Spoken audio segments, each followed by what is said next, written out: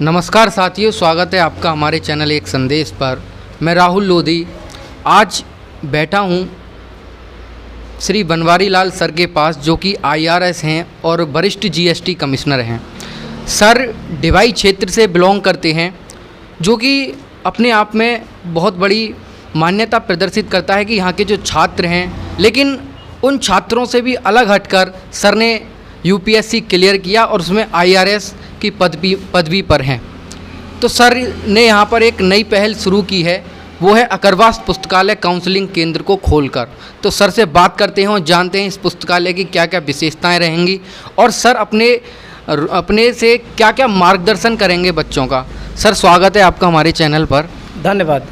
तो सर आपका क्या क्या यहाँ पे प्रोसेस रहेगी, और सर आज आपने यहाँ पर इंट्रो लिए हैं बच्चों के, तो आपको क्या लगता है यहाँ के बच्चों को लेकर?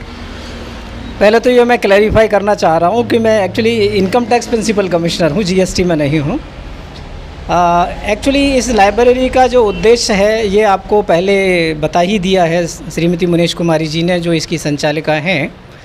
और मैंने आज यहाँ पहला सेशन बच्चों का लिया है और इसकी जो प्रक्रिया हम लोगों ने तैयार की है वो ये है कि हमने एक फॉर्म भरवाया है सभी बच्चों से, और उसमें उनकी क्वालिफ़िकेशन, उनका फ़ोटोग्राफ भी लगा हुआ है, वो क्या चाहते हैं, क्या बनना चाहते हैं, वो भी उसमें लिखवाया हुआ है। और आज करीब 20-22 बच्चे यहाँ पर आए हुए थे।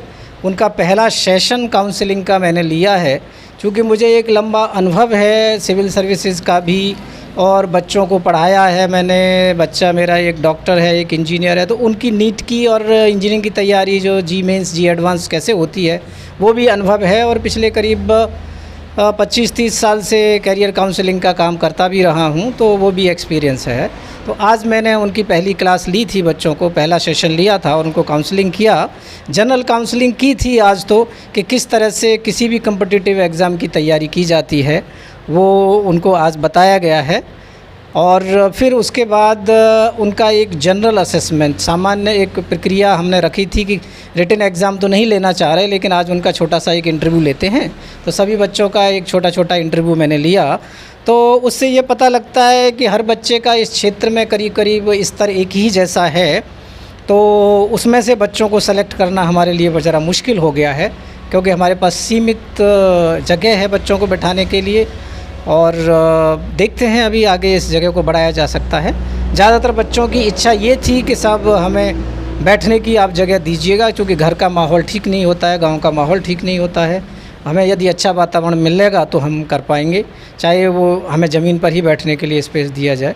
तो इस पे हम लोग विचार कर रहे हैं और उनको स्पेस प्रोवाइड करेंगे, जगह प्रोवाइड करेंगे, ताकि वो तैयारी करें। और फिर उनको शायद, ऐसा मेरा मन है कि संचालिका महोदया से भी बात कर लेंगे कि उनको पहले 2 महीने तक फ्री अलाउ कर दिया जाए। फ्री तो हमेशा के लिए रहेगी, लेकिन 2 महीने तक उनको यहाँ अलाउ कर दिया जाए, और फिर देखते हैं कि वो किस किस चीज़ों में रुचि दिखाते हैं। बाकी हमने लाइब्रेरी कार्ड भी बनवाया हुआ है, हम बच्चों को लाइब्रेरी कार्ड भी इशू करेंगे, और बच्चे यहाँ पर जो पढ़ना चाहते हैं पढ़ सकते हैं, और जो किताबें घर पर ले जाना चाहते हैं वो घर पर। ये देखिए, ये लाइब्रेरी कार्ड है, ये लाइब्रेरी कार्ड सर हमारे कैमरे की तरफ दिखाइए लाइब्रेरी कार्ड। अकरवास पुस्तकालय का हमने एक लाइब्रेरी कार्ड भी बनाया हुआ है, और ये फॉर्म है जो हमने फॉर्म भरवाए। तो इस तरह की प्रक्रिया है हमारी। हम इसको बहुत ही सुचारू ढंग से चलाना चाहते हैं, और चूँकि ये सब निःशुल्क है तो ज़्यादा बच्चे आने की उम्मीद है हमें। सर जैसा कि आपको भी पता होगा कि हमारे क्षेत्र में UP बोर्ड से ज़्यादा स्टूडेंट बिलोंग करते हैं। सर उनके लिए एक समस्या आती है कि जब वो बाहर पढ़ने जाते हैं तो सर NCERT की बुक्स उनके लिए नहीं होती। अब तो कर दिया गया है सरकार के द्वारा, लेकिन सर हिंदी और इंग्लिश में दोनों में उन्हें दिक्कत का सामना करना पड़ता है। तो सर उसके लिए आप क्या कहेंगे कि छात्रों को दोनों के कंपैरिजन में कौन सी चीज़ अच्छी रहेगी UP बोर्ड वालों को? वैसे यहाँ पर आप देखो, किताबें यदि दिखाना चाहते हैं तो दिखा दीजिएगा। यहाँ पर हिंदी मीडियम की किताबें भी रखी हैं हमने, और अंग्रेज़ी मीडियम की भी किताबें रखी हैं। दोनों तरह की किताबें हमने रखी हुई हैं UPSC और स्टेट कमीशन के लिए। लेकिन नीट में ज़्यादातर किताबें, नीट और जी मेंस जी एडवांस में ज़्यादातर किताबें इंग्लिश की हैं, लेकिन कुछ हिंदी की किताबें भी रखी हुई हैं जो एनसीईआरटी की बुक्स हैं, सीबीएसई में चलती हैं, और ज़्यादातर कॉम्पिटिटिव एग्ज़ाम में सीबीएसई की जो एनसीईआरटी की किताबें हैं उनसे ही पूछा जाता है। अभी तो ऐसा मुझे पता लगा कि यूपी बोर्ड ने भी करीब करीब वो एनसीईआरटी का जो पैटर्न है वही फॉलो करना शुरू कर दिया है, तो ज़्यादा दिक्कत आनी नहीं चाहिए। रही बात मीडियम की, तो हिंदी मीडियम के बच्चे भी अच्छे एजुकेशन में सेलेक्ट होते हैं, ऐसी कोई बात नहीं है। हालांकि वो इंग्लिश सीख लें तो ज़्यादा बेहतर होगा। सर बहुत सारे बच्चे जो हैं एसएससी की तैयारी करते हैं, उनके लिए आप क्या संदेश देना चाहेंगे? मैंने यहाँ पर देखो एसएससी की किताबें भी रखी हुई हैं। एसएससी में विशेषकर मैथमेटिक्स है, इंग्लिश है, हिंदी है और सामान्य ज्ञान है, रीजनिंग वगैरह जो होती है ये अक्सर पूछा जाता है। इस तरह की किताबें यहाँ पर सब उपलब्ध है।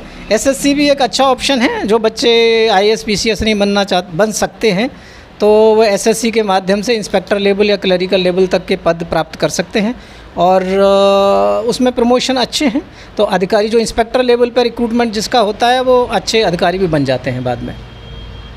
सर अभी अभी हमने देखा था कि यहाँ पे काफ़ी बुक्स हैं यूपीएससी के लिए। सर यहाँ पे इतना बच्चा स्पार्क नहीं होता है सर, तो यहाँ के जो डिवाई क्षेत्र के जो बच्चे हैं वो आगे निकलकर यूपीएससी के लिए प्रेरित हों, उनके लिए क्या कहना चाहेंगे? आपका कहना ये है कि बच्चों में यूपीएससी के लिए स्पार्क कम है, लेकिन मेरा अनुभव ये है कि आज जो 20-22 बच्चे आए थे इसमें करीब 50% बच्चे वो या तो यूपीएससी का एग्ज़ाम देना चाहते हैं या स्टेट पीएससी का एग्ज़ाम देना चाहते हैं। दोनों का पैटर्न करीब सेम है, दोनों का सिलेबस भी सेम है, तो बच्चों के अंदर स्पार्क तो है, इच्छा तो है उनकी आईएएस पीसीएस का। लेकिन सर वो मूलभूत सुविधाएं नहीं मिल पाई हैं उन्हें अभी। इसमें मेरा कहना ये है कि देखो स्पार्क यदि है तो वो कहीं भी बैठ कर के तैयारी कर सकता है।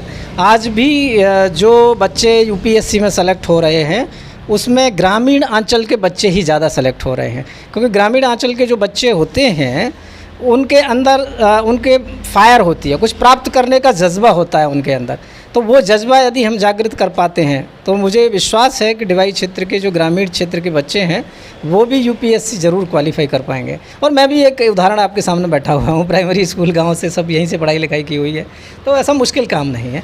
सर अभी अभी एक योजना आई थी अग्निवीर के लिए सर छात्रों में अभी भी संदेह है कि ये ठीक रहेगी या नहीं रहेगी। सर आपका उसको लेके क्या मानना है?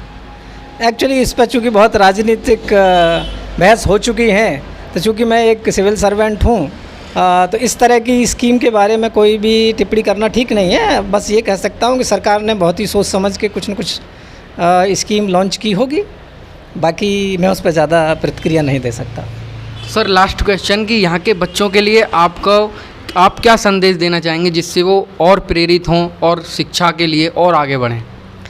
मैं ये संदेश देना चाहूँगा कि शिक्षा ही ऐसी चीज़ है ज़िंदगी में जो सभी समस्याओं की कुंजी है, उससे हर समस्या का आप हल कर सकते हैं। और शिक्षा में जो इन्वेस्टमेंट होता है ना वो सबसे कम होता है, इससे सस्ता और कोई व्यापार नहीं है।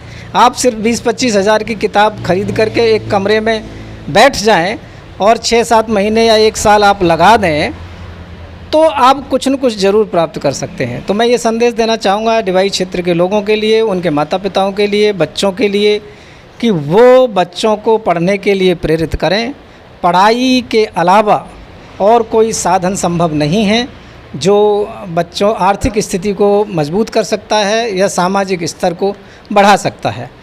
सर एक चीज़ और निकल कर आती है, जैसे बच्चे होते हैं सर, किसी को सिंगिंग का शौक़ होता है, किसी को सर फुटबॉल खेलने का, किसी को क्रिकेट खेलने का। तो सर होता क्या है कि बच्चे की जो रुचि होती है उससे जो माता पिता हैं वो दूर करने की कोशिश करते हैं। तो सर उन माता पिता के लिए क्या एडवाइस देना चाहेंगे यदि बच्चा अच्छा कर रहा हो उस क्षेत्र में? तो देखो, यदि बच्चा अच्छा कर रहा है, जिस क्षेत्र में भी कर रहा है, यदि करता है तो माता पिता को चाहिए कि वो उसे सपोर्ट करें और आगे बढ़ने दें, क्योंकि हर फील्ड में प्रतिभाओं के लिए जगह है। हर फील्ड में व्यक्ति नाम कर सकता है, अपना माता पिता का नाम कर सकता है, क्षेत्र का नाम कर सकता है। लेकिन समस्या यहाँ ये आती है, सिर्फ हर माता पिता को ऐसा लगता है कि शायद मेरा बच्चा कहीं गलत रास्ते पर तो नहीं जा रहा है, वो असुरक्षित महसूस करते हैं, इसलिए उसको प्रेरित करते हैं कि वो ऐसे क्षेत्र में जाए कि जिसमें उनको विश्वास हो जाए कि यहाँ से उन्नति ही होगी, उपलब्धि ही मिलेगी, इसमें कोई खतरा नहीं है, इसलिए होता है ऐसा।